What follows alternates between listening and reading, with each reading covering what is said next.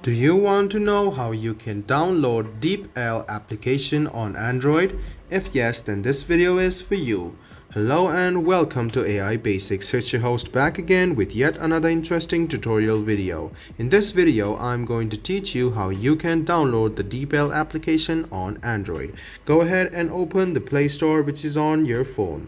Now go to the search bar and then search for DeepL. Click on DeepL Translate.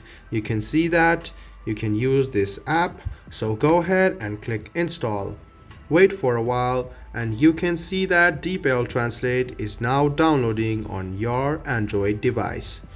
Keep your patience, as after it has been downloaded, DeepL Translate will be installed on your phone and you can use DeepL Translate to translate a lot of languages and get your results. So this is how you download and install DeepL Translate on your Android device. I hope this video was helpful for you. If you still have any kind of confusion, please do mention us on the comment section down below. Like the video, subscribe to the channel and do hit the bell button for more. Hope to see you in the next video as well. Until then, goodbye, take care and make sure you enjoy.